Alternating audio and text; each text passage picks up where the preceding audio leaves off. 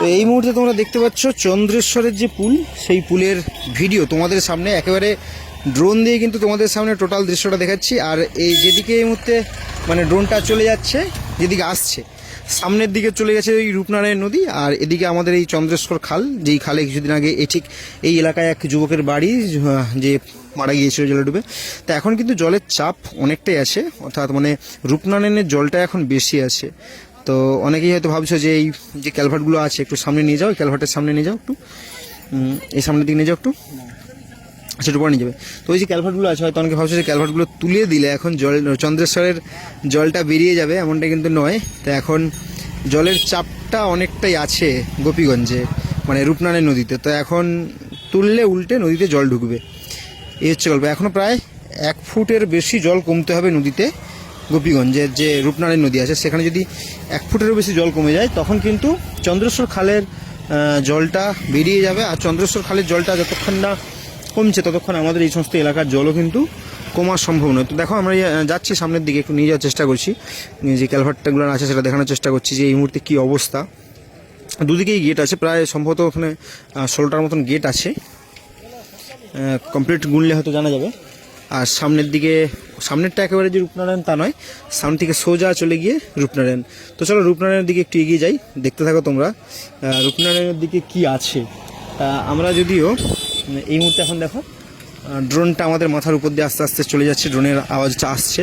আর জানিয়ে রাখি অডিও কিন্তু ড্রোন থেকে আসে না, ড্রোনে মিউট অবস্থায় রেকর্ড হচ্ছে। আমরা এই মুহূর্তে ড্রোনের ডিসপ্লেটা দেখে কিন্তু টোটাল অডিওটা দিচ্ছি, মানে পেছন নিচে থেকে বলছি।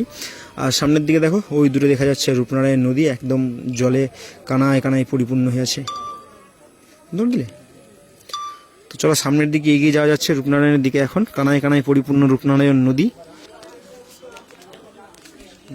দেখো সামনে কিন্তু এসে গেছে একেবারে রূপনারায়ণ। রূপনারায়ণ এই মুহূর্তে জলের টানটা একটু কম আছে। এই রূপনারায়ণ দিয়ে কিন্তু সমস্ত জল পাস হয়ে যাবে বঙ্গোপসাগরের দিকে। তো চলো ফিরিয়ে আনো ড্রোনটাকে। এই মুহূর্তে রূপনারায়ণের দিক থেকে ফিরিয়ে আনার চেষ্টা চলছে। একটু গোল করে ঘুরিয়ে দেখো কি অবস্থা। তো চিনে কটা গেট আছে? 16টা তো নাকি? 16টা গেট আছে।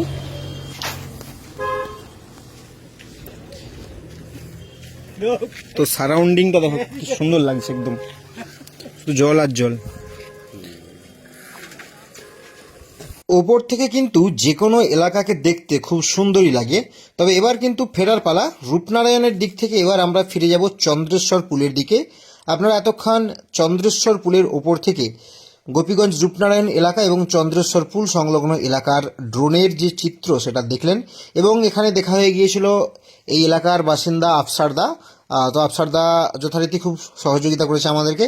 আর সমস্ত ভিডিওটি ধারণ করেছে Arushi studio, Panchgechhia, Bubukanta Rana proprietor. Mobile number নিচে দেওয়া রয়েছে, তাই আপনার বাড়ির যে কোনো শুভ অনুষ্ঠানে সুন্দর মুহূর্তগুলোকে বাঁধিয়ে রাখার জন্য, সংরক্ষিত করার জন্য যোগাযোগ করতে পারেন রানাদার সাথে।